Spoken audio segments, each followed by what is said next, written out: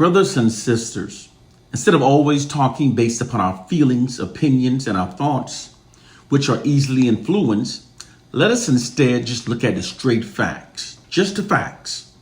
The African American culture changed from having implemented the most successful unified protest in U.S. history during the 1960s to now being more divided than any previous time in U.S. history. The culture also changed from African Americans unanimously agreeing that white oppressive forces were our worst enemies, to now millions of us insisting that it's ourselves that are our worst enemies. The African American culture also changed from us deservedly hating our oppressors to now many of us revering our oppressors and insisting that we need to be more like them, in spite of such a brutally horrific history of the contrary. The African American culture also changed from us knowing that we all came from Africa to millions of us now insisting that we're not from Africa. We are now more confused about our identity and heritage than at any previous time in history.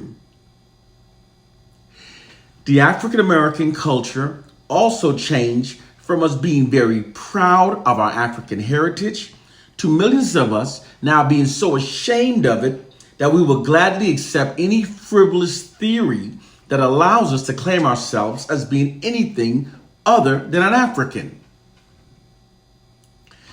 The African American culture also changed from us declaring that black is beautiful to the term of black now being synonymous with ghetto and ratchet behaviors.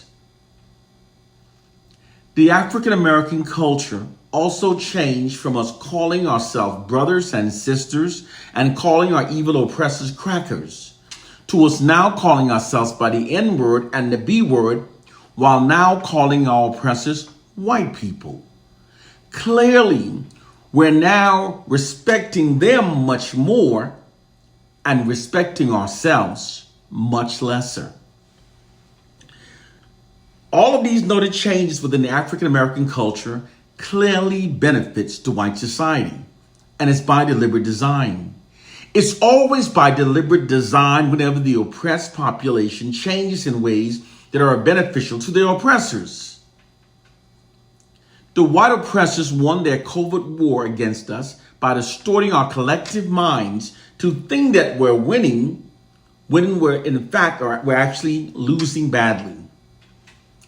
This was achieved by deploying an ideological subversion system against the African American population. Ideological subversion is an offensive psychological warfare tool that changes what a targeted population believes or changes their perception of reality in ways that are against their own interests.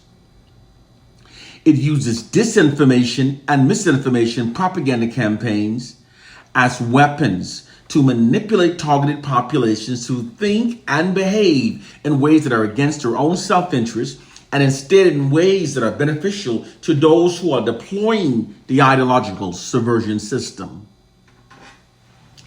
The purpose is to attack, destabilize, and undermine the entire ideological structure of the targeted population. This ideological subversion system was deployed initially beginning around 1968 and 1969 in response to that decade's unprecedented unified black protests. It's how they stopped it and how they prevent it from ever happening again. Here's the hidden history. During the 1960s, white oppressive forces determined that African Americans represented the greatest threat against the nation's system of white supremacy. They therefore decided that the African American population had to be fundamentally changed from what it was.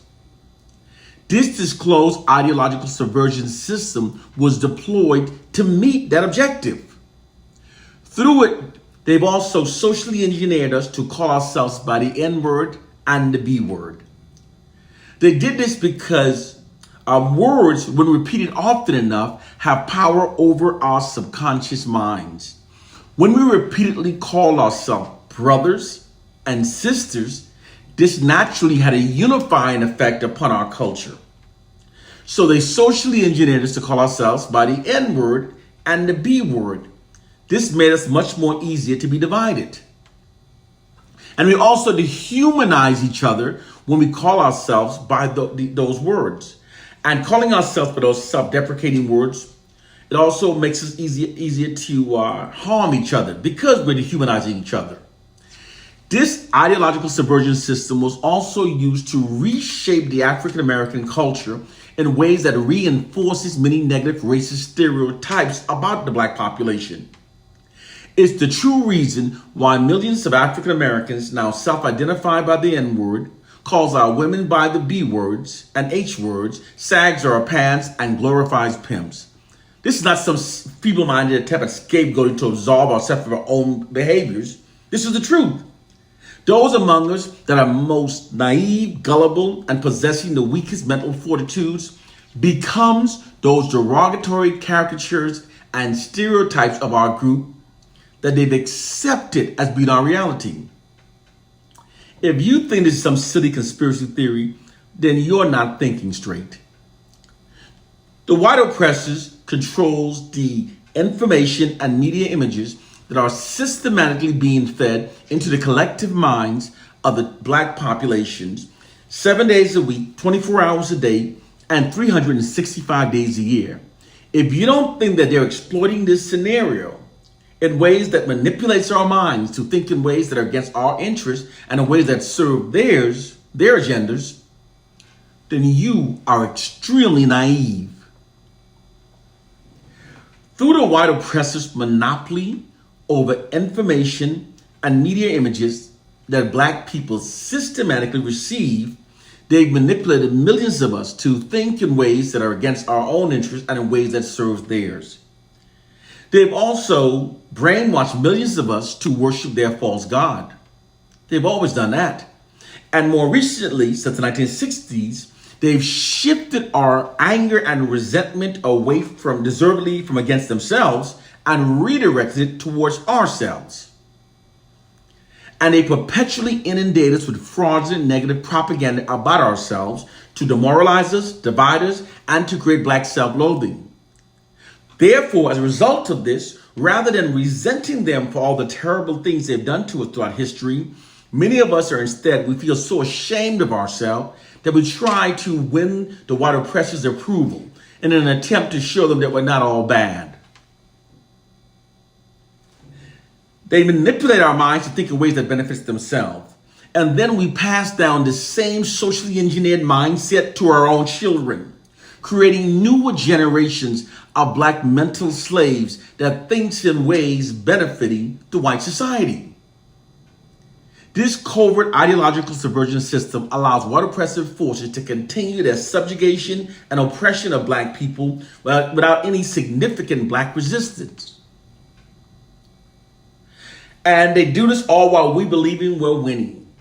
And if you think that our condition is caused by the Willie Lynch myth, it's because you are ignorant and mentally enslaved. Those of us who are telling you the truth are trying to free you from a mental prison that you don't even know you're trapped within. It's time to wake up to our reality. We must study the system, learn the system, gain an accurate understanding of it, and then develop counter strategies to overcome it. We must make sure our people knows of it. We must elevate our people's minds above a biblical curse and a silly urban myth about a slave syndrome, and teach our people about the social science that's being used against us through the white society's monopoly over information that we receive, which allows them to control what we believe. That therefore shapes our beliefs in ways that benefits themselves. One love and peace.